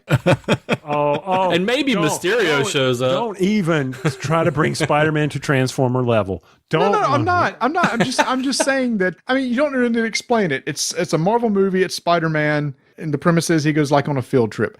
And Mysterio's in it, which is really cool. And I'm going to have to let the experts explain to me about, I don't remember Mysterio ever being good, but you guys. No, but I think that's the whole point. No, he's not. Yeah, that's the whole point. Yeah, Mysterio is one of those really super weird. Okay, Mysterio's interesting because he's super lame. He just is. He's just on his head. He wears a fishbowl on his head, and he relies on like magic tricks and illusion. He's illusionist, and special effects artist, and it's just like a weird. He wants to be lower tier, like Z-list villain type of thing, but there's something about Mysterio that just charms the pants off of you when you see him show up, because you're like, holy crap, it's Mysterio. Let's see what Fishbowl Head can do. And then for him to show up in this movie, I'm like, holy crap, this is gonna be amazing. Because I want to make them, because Mysterio looks awesome in this. I want them to finally make Mysterio awesome, which is, they did that for the Vulture. Holy crap. Oh, yeah. Vulture was another lame. The Vulture was the lamest. I couldn't stand the Vulture. It was just this old dude with wings. It's like, what is he going to do against Spider-Man? But then they turned Michael Keaton into the Vulture. I'm like, holy crap, this is amazing. So they're going to do the same thing for Mysterio, and I think that's the strength of this series. If I'm not mistaken, didn't Mysterio have like 2 eyes holding the fishbowl on? Well, he had his all-seeing eyes that were on his epaulets that held his cape and everything else. Yeah. I mean, we don't even have to I know everybody is going to screen this. We don't even need to go through the list, do we, Marty? What are you doing? Oh, I'm definitely for sure screening this. I see all the Marvel movies in the theater, and I think Jake Gyllenhaal as Mysterio is going to do a really good job. Man, it's one of those things I hope they didn't show too much in the trailer. I didn't really need much more than what they showed, so hopefully they won't drop too many more. I at least have to avoid them. But yes, screening for me. Chris? Oh, yeah, totally screening. I mean, this is a no-brainer. I love Spider-Man. I love what they did with Homecoming, and absolutely, this is going to be out of the park. Okay, Dan. Tom Holland is one of the best Spider-Men we could ever ask for. He's really good, and again, Marvel does a good job with the trailer, kind of giving us a little misdirection, being, oh, well, maybe they're going to take Mysterio in a different direction. No, they're not. He's gonna be the bad guy, and he's gonna somehow find a way to almost defeat Peter Parker. But everything, with his friends and him, he'll figure out a way. So I think it's gonna be great. I absolutely love. I've not really been a real life Spider-Man fan, but Tom Holland has really brought me around in these movies. Yeah, I agree with you, Dan. I'll be in the theater as well. Spider-Man is my favorite hero there is, and I'm kind of curious where Happy and Aunt May end up. No, that's true. I forgot Happy's in it. So just out of curiosity, Tony, since you're a big Spider-Man fan, which actor do you think has played him best so far? Holland. Really? Okay. Yeah, I'd have to say that. Just because he seems so likable. So he gives me that youth vibe. Yep. So I think Holland. Yeah. And Happy can't have her because she's mine. Oh, yeah. She's on the list, man. What's happening here? It's unreal. I'd mentioned this, teased it earlier about live action Disney movies coming out on July 19th, the live action version of The Lion King. Everybody sing with me now. Pennsylvania. No, you need it, John. So my daughter's alarm plays that in the morning. Oh, that'll get you up in a hurry. Yeah, and she's sorry. I will go see this in the theater. It's one of my favorite Disney, and this will probably be one of the live actions. I even saw it in at Blumenthal here in Charlotte, and that was an amazing production, the play and all. So I'm very interested to see how well they do this live action for The Lion King. So I will be seeing it in the theater. Marty. Lion King is one of my favorite all-time animated movies from the Disney. I just thought it was a fantastic story, great acting and stuff. And when I heard they were doing a live action, I went, but usually like live action is like taking the movies with humans in them and there's actors playing it, but this is just a lot of CGI animals. I was like, there's no way it can be as good as the animated flick. I don't need to see this thing. I'm talking steaming. Oh. But have you seen all of the did you see the newer trailer that came out? I think it was fairly recently. Have you seen that one? Yeah. Oh, well. I just don't think, I don't need to see a CGI version of this movie. I just don't think it's going to add anything for me. Here's the thing. The Beauty and the Beast had actual actors in it, actors and actresses playing. And yeah, there's some CGI with some of this stuff, but it was like, real people playing and singing the parts. This is still just voice actors with animation. Yeah, but I think there was maybe one actual human doing anything in Beauty and the Beast. I mean, everything else was fairly heavy CG. But I see your point. I just don't agree with it. But I see your point. No, I definitely respect your point. See, what I'm dealing with now, so I have a teenager. She's 15 now, and she's driving me crazy because every time something like this comes on, she's like, I don't know why they did anything live action. Why did they do anything live action? I'm with her. I'm like, Lauren, I didn't raise you this way. I raised you to like love movies and love everything about it. I'm like, just give it a chance. And then I actually, when I saw the first trailer, I was like, I I don't know. And then I saw the second trailer and saw what they could do with it. And then I don't want to spoil it in case anybody hasn't seen the second trailer, but there's a little part at the end, and we've been singing a lot of it. And man, I was rolling, laughing, hysterical at the end of the second trailer. I think this is going to be a huge hit. I think it's going to turn a lot of people around when they actually see it. Marty, I know you said steaming, but you got to stream this because I think it is going to turn you around when you do see it, because there's a certain heart to this story. Then I'll just watch the original movie. Oh, true. But I'm going to screen it. I'm going to screen this. I can't wait to see it. Chris? I'm going to be right in the middle on all this. So whereas I thought that Aladdin looked like a big old pile of junk, I think that The Lion King seems pretty interesting. The trailer really turned me around on it. I thought that the animation was really cool. I think that what kind of sells this for me is the fact that The Jungle Book was actually a really good film. And, I was a little skeptical about that one as well. But when they redid that as a live action with CGI animals and everything, seeing how they captured Baloo and Shere Khan and everything in that movie is what makes me believe that they can pull off doing The Lion King in this style as well. I think it looks good, but it's one that I would not screen because it's simply, I'm just not going to go to the theater to see a live action Lion King because I can just watch the original like Marty said, but it's one that I'll stream when it comes out. Coming out July 26, Quentin Tarantino is back on the big screen. A faded television actor and his stunt double strive to achieve fame and success in the film industry during the final years of Hollywood's golden age in 1969 Los Angeles. Starring Brad Pitt, Leonardo DiCaprio, and Margot Robbie, we have Once Upon a Time in Hollywood. Kirkman, talk me through this one. Okay, so I'm totally screening this one. This is my kind of movie. I'm not a Tarantino fanboy by any means because I could not stand the Kill Bill series. I didn't like it at all. There's one scene in the Kill Bill 1 that I totally love. It's when there's a fight between her and Lucy Liu in the snow, which is one of the best cinematic moments in history. But the rest of it's crap. But I had a good time with all the rest of the Tarantino stuff, possibly the exception of Jackie Brown. But anyway, we'll leave that on the side. But I think this one, with the cast that it has, with DiCaprio and Brad Pitt and Margot Robbie, and especially in the time period that it's set in, it's like it's Tarantino's playground to play around the late 60s, early 70s of Hollywood, and just the trailer just grips you because Brad Pitt's doing his unassuming Southern thing that he does really well, and DiCaprio's just eating up screen with whatever he does. I'll say right now, I think it's probably going to be an Oscar-worthy movie. Okay. I think it is. I really think it is. This is a screening for me, so number one. I think we might have a little bit of hyperbole in that last little bit there. Maybe a little. Maybe a little. Although I have this weird love-hate relationship with Tarantino, and it's probably why I can't screen this one. I'm going to have to stream this one because when I'm watching a Tarantino movie, there's just so much crap going on, and there's jumps and there's pulls and there's falls. You're like, all right, I got to rewind this so I can figure out what the hell's going on because the story goes this way and that way, and it's often the middle is the beginning, is the end, is the upside down. This is coming from the dude. This is coming from the dude who likes Transformers. By the way, I want everybody to is that the always? It's always to go by. Yeah, pretty much. Mm-hmm. That's not the standard. It's the same thing. It is. I gotta stop and rewind and figure out what kind of robot nuts are in my face now. I disavow that second movie. I completely disavow the second movie. Well, okay. Is that the one with the dinosaurs? No, that's the third one. That's the third one. And you didn't disavow that one either? That's the 12th one or whatever. No, actually that might be the fourth one.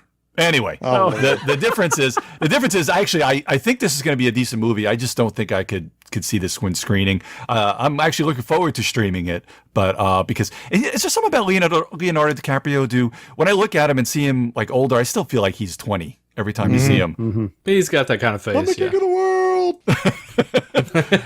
I think it'll be decent. I don't know if it'll be Oscar worthy, but Tarantino, I think hopefully this will be a decent one. I'll stream it. All right, Tarantino fanboy, tell us what you want to do. Yeah, I mean, I do like a lot of Tarantino movies. I don't like Tarantino as a person. I think he's a jerk, especially with some of the stuff that came out from Kill Bill and how he treated Uma Thurman and all that junk. But anyway, I loved Inglourious Bastards. I love Brad Pitt in that. So that's why I'm kind of looking forward to. Oh my God, that was hilarious. Him come back in a Tarantino movie.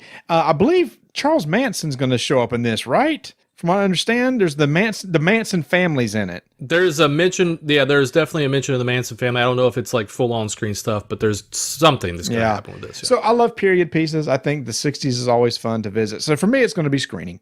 I'm not a Tarantino fan, never have been, never will be, but I am a DiCaprio Pitt, and I think they will get me to stream this one. Won't go see it in theaters, but it does look like a movie I would enjoy, especially like when the little girl goes up to DiCaprio in the trailer, best acting I've ever. He starts crying. You're right. You're right, Chris. The man can eat up some screen. He's so good. Yes, he can. And the last movie on the list, gentlemen, coming out August 2nd. Ever since hulking lawman Hobbs, a loyal agent of America's diplomatic security service, and lawless outcast Shaw, a former British military elite operative, first faced off in 2015's Furious 7, the duo have swapped smack talk and body blows as they tried to take each other down in Fast and Furious Presents Hobbs and Shaw. And Marty, what do you think? Here's the thing. After the second Fast and Furious movie, I've never seen another one. Boo! I know. Here's the thing. They keep coming out and they keep doing really well and good reviews, but I feel like I'm so far behind after 64 of them have come out. I just feel like I wouldn't know anybody anymore. But when I saw this, I thought, okay, maybe I don't need to have seen all the previous ones to get this. Yeah. Because it looks like, two guys against each other, buddy cop ends up being a buddy cop thing. I like, Stratham, and I like Johnson that's going to be in it. I'm going to say streaming, but I fear I still won't even stream it, but I'm going to say streaming. Marty, there's been 65. You're forgetting Fast and Furious 65 Australian Smash. You forgot that one. My bad. That was the direct-to-DVD version. That was. With Jim J. Bullock and Harvey Korman. Jim J. Bullock. Oh, God. There's a deep cut for you. Wasn't 63 the cartoon version or animated version? That's right. It's animated. It's animated. He actually, Tony put that one as steaming because it was blurry to him as well. Yeah, it was. Right. Oh, God, that made me so nauseous. Kirkman, what do you think? Oh, man. I'm screen the hell out of this. Are you kidding me? This is my kind of movie because they don't even need to call it Fast and Furious, but I love that they do because I love the Fast and the Furious series. That is my guilty pleasure. I have never missed a movie. I own them all. I watch them all the time. And I'm going to miss Vin Diesel, obviously, and I'm definitely going to miss Paul Walker.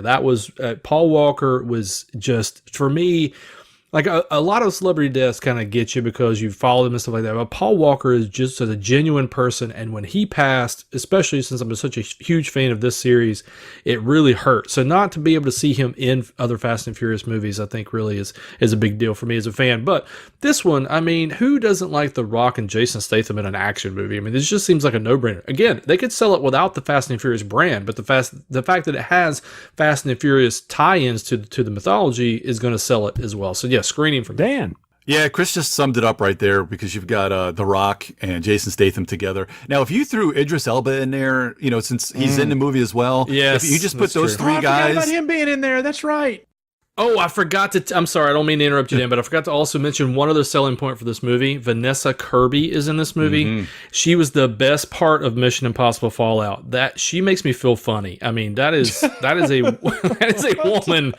No, is this a woman who, like, when she's on the screen, it's magnetic, but it's unbelievable how beautiful she is and what her acting was in Mission Impossible Fallout. So I can't wait to see what she does in this. Sorry. Dan, sorry. I was just going to say, you just put these three guys together and just throw in another... put Charlito Copley back in here and we'll just get the A-team again. Just get those four guys. Or just any sort of team-up action movie. I'd be all together. Even though Idris Elba is apparently the bad guy in this. It don't matter. This is going to be a kind of a fun one. I lost track 30 movies ago, just like Marty, where I don't really care that it's Fast and the Furious. I just think that it'll be a fun little action romp, but I'm still going to stream it. I couldn't be bothered going to see it in the big screen. There's not really that much of a draw to see it, to screen it. You wound me. I expected that from Marty, but I did not expect that from you, Dan. There's a big theme to this year's thing, but I'll wait till after you're done. It's just interesting that because you summed it up right there. See, for me, you and I have always been seen eye to eye when The Rock, the charisma, the minute he takes the screen, it's like I'm smiling. I can feel the energy. He just brings it to the theater, and I will be screening this one, and I haven't seen any of them since the first one, but this one I think that's so far apart from the other ones that I won't feel lost. I will enjoy it. I will sit down. It will start up. I will start smiling the minute this thing hits the screen, and I won't stop until it ends. I'm going to enjoy this one. This will be my end of the summer guilty pleasure for movies. I'm excited for it. I mean, and oh God, I can't, the name just left me. The one about the WWE female wrestling that he was in, fighting it with the family. Is that it? Did y'all see that one this past Yeah, I think you're just making stuff up. No, I'm not. Yeah, seriously, I don't know what you're talking about, but sounds cool. Okay, go check that one out. It's about the female wrestler who took over the WWE, and it was a really good, and he was in there, and he was outstanding. It's The Rock charisma. Go see this in the theater, people. Wow.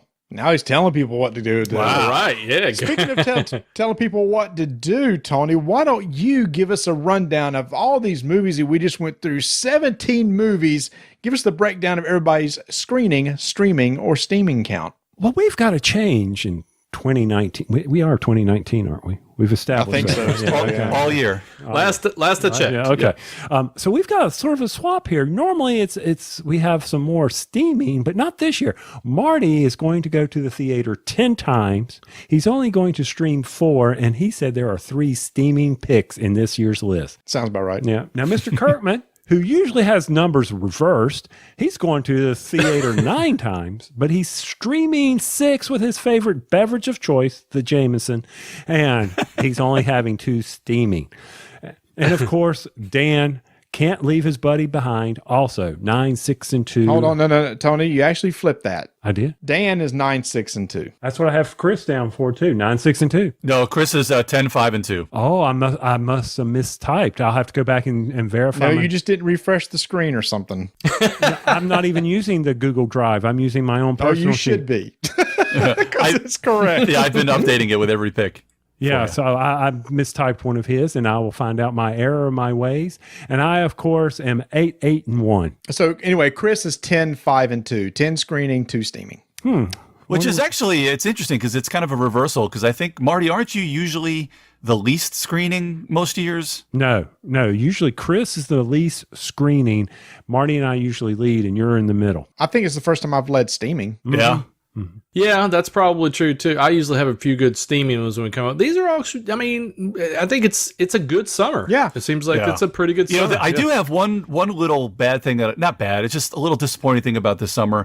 And I don't think it has anything to do with the movies we picked. There's not a lot of good female leads this summer. It's true. It's not that I don't like the female leads in these other movies, but I just don't see a lot of female-led movies out there. There's some that we didn't cover, but yeah, the ones that we talked about, there sure isn't a lot. Well, there's some strong female leads, I think, in Godzilla, actually. Oh, that's Not true. the Oh, that monsters is true, themselves. Rodin's a female. Oh, yeah. Well, 13's in that. Or I'm not 13. 11. No, not 13. 11. 11. Now 13. Or it's not 13, it's 11. 11, yeah. Yeah. All right, so we just finished our picks. What we're going to be doing next is we're going to be doing our big fantasy draft. But first, a word from our sponsor.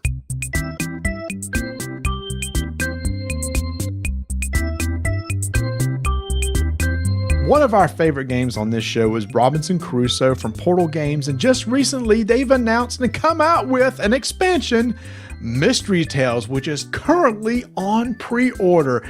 We were so excited to get an early copy of this, and if you want to hear all about it, make sure to come back and check out episode 170, where we'll give you some of the details on Mystery Tales. But if it's something that you're interested in, go out, pre-order it now. We're now going to be going down to South America. There's a bunch of weird stuff going on. It's a totally different environment. I can't wait to talk about it. Tony, you and I are going to have to we're going to have to talk about it, but not share any of the story. That won't be hard because I'll probably forgotten most of it. There we go. So if you want to, you can go pre-order this over at portalgames.pl/en, or Tony, the new address. Oh, you threw it back to me at portalgamesus.com.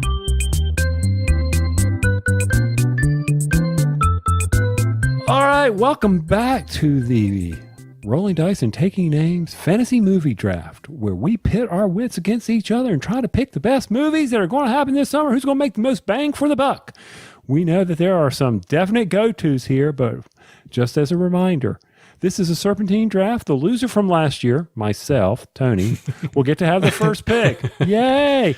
Who's going second? Is it Marty? I believe so. It is Marty. All right. And then coming up third is Mr. Kirkman, right? Yes. Looking forward He's to looking it. forward. And then the winner from last year, Dan Patrice, still wearing the crown. Man, take Wait, that. I didn't hear that. Say that again. Wearing the crown. Take it off your head, dude. Yes, baby. Woo-hoo-hoo. Yeah, go ahead. Enjoy it while you can, big boy. But Well, I ain't right. winning this year, but So as Marty said at the beginning of the show, the rules are simple. Our first three picks are going to be from the list that we've already discussed, and we'll probably go back over again for some odd reason. And then we'll have a dark horse, one that was not on the list, and we'll discuss why.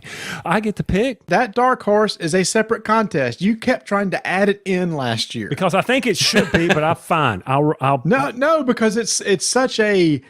It won't make hardly a difference because those are the movies that probably won't do that well. I know, but it's always good. I understand your point. Fine, we'll do it that way this year too. I just want a second way to win. Okay, fine.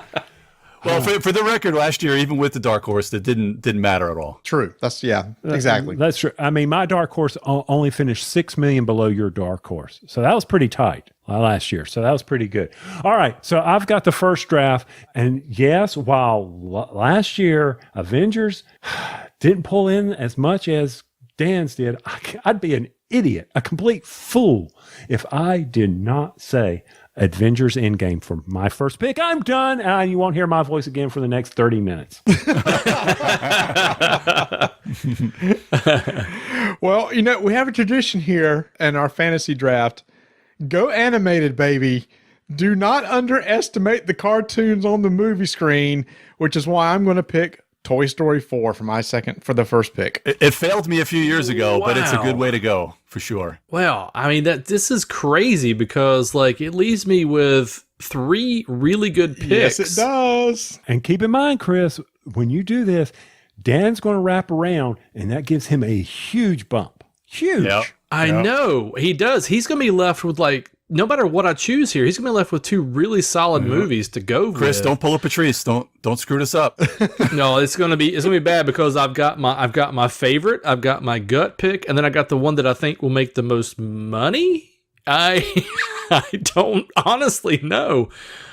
I mean, how can I go against Spider-Man? I mean, it's Spider-Man. It's a Marvel property. Everybody loves Spider-Man. I'm really tempted to pick one of the other 2.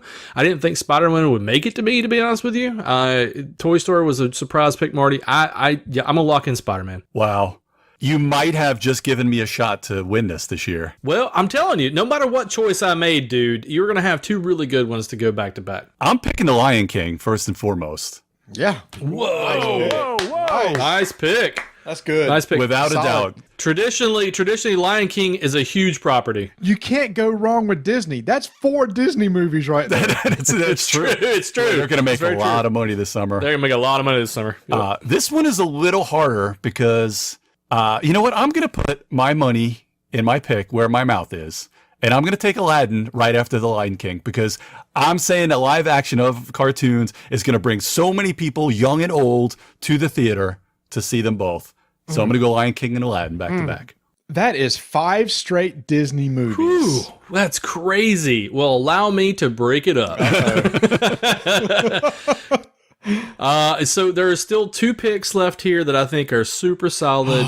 One of them Please don't take stars mine. Ryan Reynolds.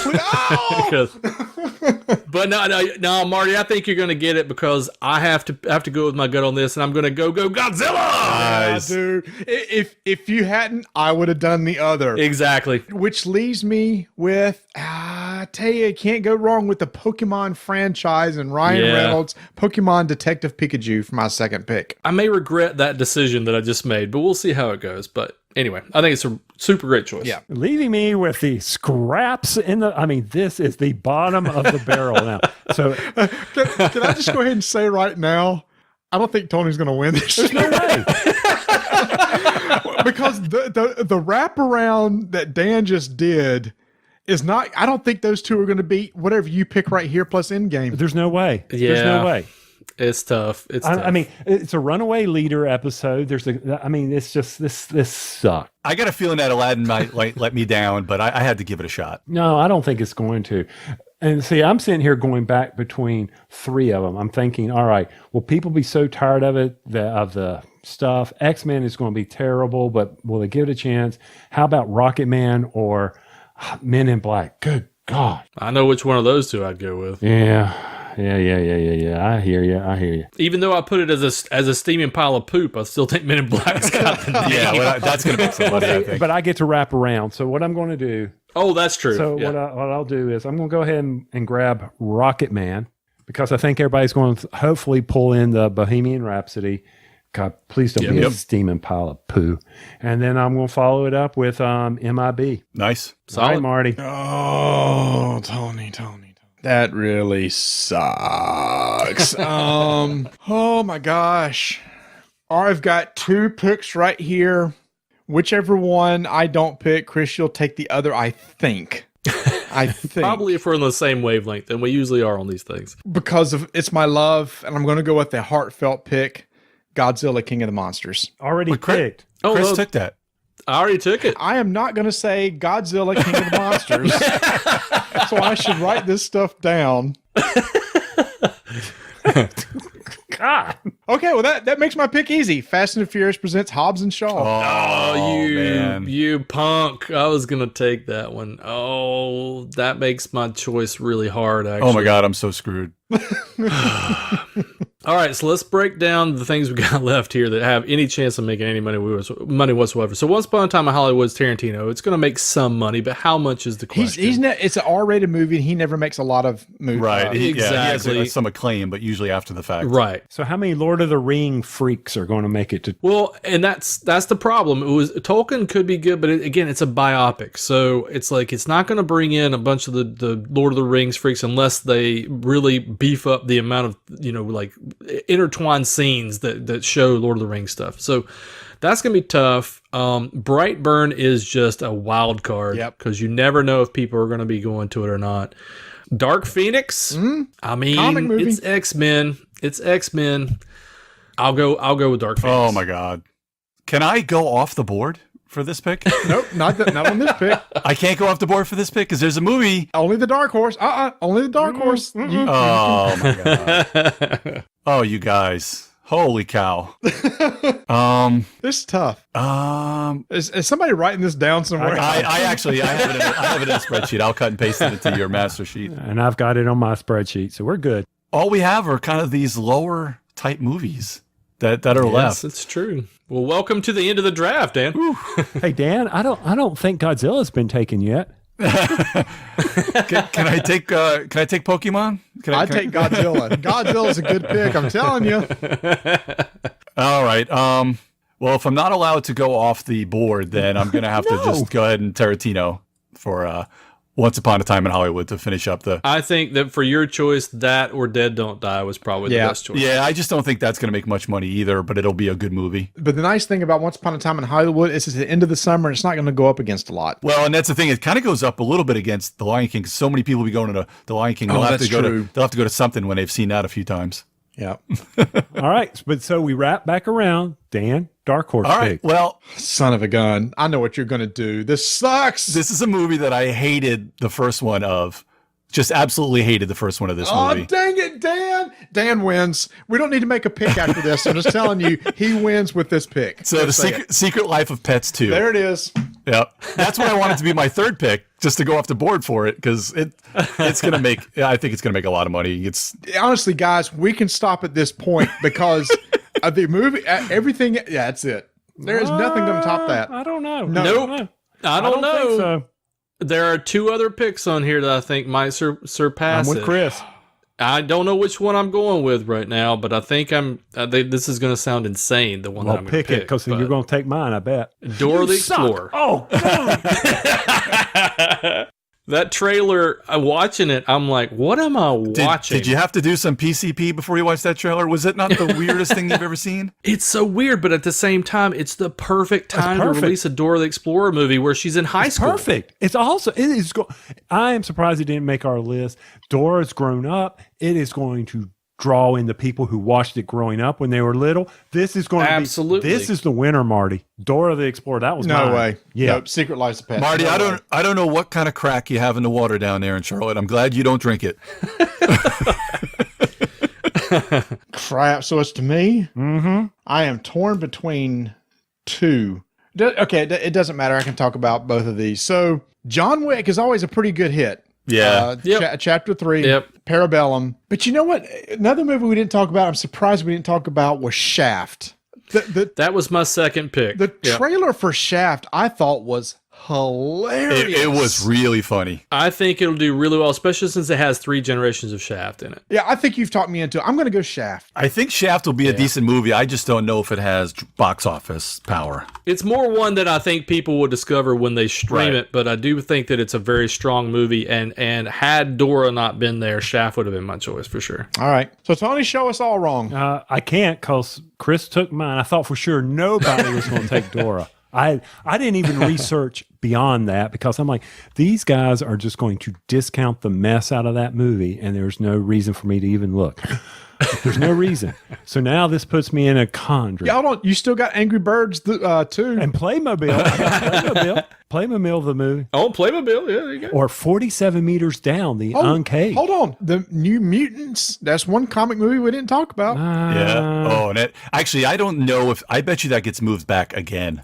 No, that's there's some buzz about that happening. Yeah, I'm leaning between 2 movies right now, and well, you can tell us because we can't steal them. Exactly. I'm leaning towards either Ugly Dolls. I don't even know what that's about. It's a huge toy franchise. It's a big franchise. Okay, huge toy franchise. That's got the kid appeal. That's got the kid appeal, and the other one, let me find it again. Where did it go? Oh, where'd you go?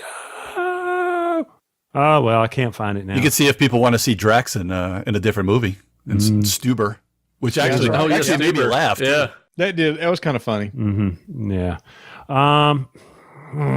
John Wick. Hey, go with the Child's Play remake. Yeah, I saw that. And I tell you what, we're going to put our money. I haven't picked any, so I'm going to say Ugly Dolls. It's early in the season, so maybe it can pull some money for me there and carry me forward. I don't think it's going to beat Dora. I don't see where Dora's going. Secret Life of Pets 2. That's going to be a tough one, but I think Dora's got it. You think Dora's going to beat Secret Life of Pets 2? I do. Absolutely. Wow. Absolutely. I don't know, dude. I guess, Dora was never a thing in our house, so I just don't know how big she is. Dora's so huge. Big. Just a huge franchise. As long as the monkey, the CGI monkey isn't too bad, and it's got a small head versus a big body like Captain America. Hey, that's Boots. That's Boots.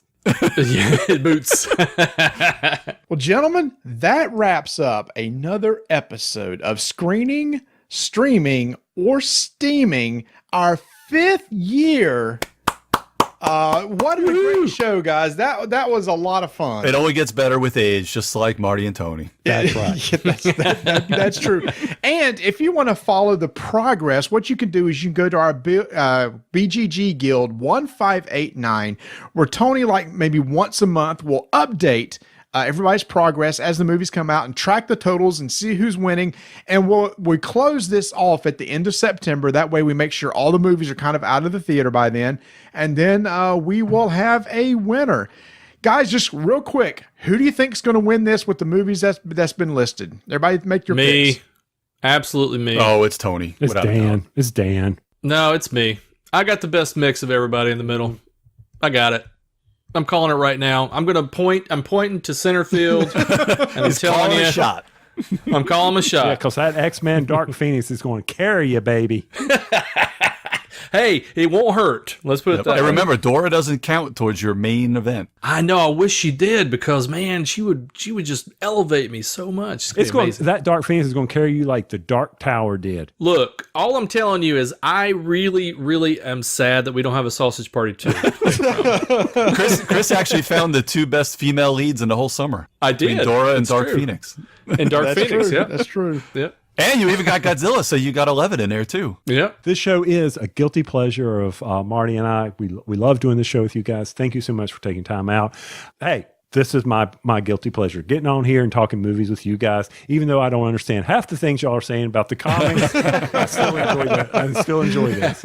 That's why I got to have you on, guys, because Tony doesn't keep up with the pop culture and the movies and stuff. So this is my only time I get to like actually talk about actors and actresses and directors and stuff like that. Because Tony just like, whatever. Yeah, it was fun. I gotta say, it's always it's a highlight of our year. We talk about like during the rest of the year, we always say, well, when we get back on with Marty and Tony, we'll have to bring this up and stuff like that. So we'll definitely have to either do another show in the fall or definitely we've been trying to get up with you guys to get on our show. So we'll have to real soon and also in the fall. And let's make it a point to have a meal or play a game in a Gen Con. I know Tony, we won't see you at Origins. It's gonna break my heart. Nope. I'm sorry, but we'll have to. I'll still see you too, Marty, at Origins, but at Gen Con for sure. We just need to make a special trip and just come to Raleigh. Y'all come here one weekend. We're 3 hours apart, guys. I know it's ridiculous. 10 hours away to see each other. And when I drive so much for hockey, 3 hours is like you blink and you're there. So before we get out of here talking about other people's shows and everything, Dan, tell us where we can find you and your show. Well, you can find us at the Geek All Stars podcast. It's a ton of fun. We do a lot of drafts and we try to mix in board gaming and non-board game related stuff. I've also been doing Top 5 Express Board Games Edition on the Major Spoilers network, and as well as I've been doing the Munchkin Minute, which is a little bit of a new show on that Major Spoilers network too. So check those out as well. And Chris, where can people find you? Well, you can always find me on the Geek All Stars until Dan kicks me off at some point. But yes, I also record a podcast called The State of Games with TC Petty III and Daryl Louder. We cover a lot of board gaming news and insider baseball kind of stuff and game design. So follow that. You can also always find me on Twitter at Dice Hate Me. If you want to talk to me, that's the best place to find and I am at Geek Jock Blog because I'm stuck in 1990 and I use the word blog and I haven't changed my Twitter handle yet. So yes, at Geek Jock Blog. Hey, we just got you off AOL, so exactly. we're thinking that is a success. Yeah, that was heart-wrenching. Well, I still keep it, but it's so emblazoned with spam now that it's easy to tell people, hey, it's just Patrice at AOL.com, but because you go anywhere else, you have to put like letters and numbers after your name and stuff. But so it was easy for about 30 years. Now I'm transitioned over to Gmail. And would you believe I still get grief about using Gmail? What? No, yeah. what? Yeah, people were like, "Oh, who uses Gmail emails anymore?" Everybody. I know, that's what I said. Good grief. They must use Hotmail. GeoCities. Angel Fire. Can we go back and talk about Tim Conway some more since we're going down that way? Yes. Well, let me go get my wife. She's a huge fan of all of those old actors from back in the day. Man, I every night I watch Hogan's Heroes on MeTV. I love that. I know nothing. Oh, I know nothing. Yeah, you are the Schultz of the show.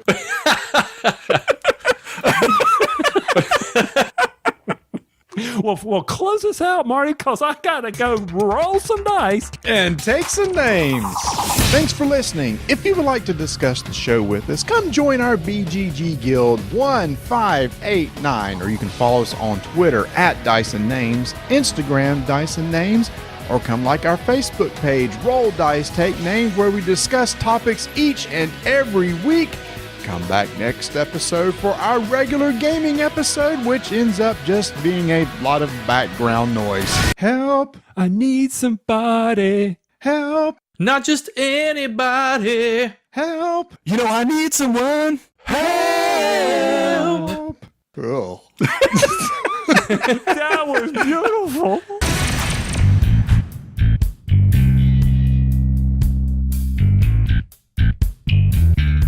And if you didn't find the accessories you needed over at miniaturemarket.com, be sure to head over to thebrokentoken.com where you can pick up some incredible game organizers that can even speed up your setup time that much better. Or that quicker.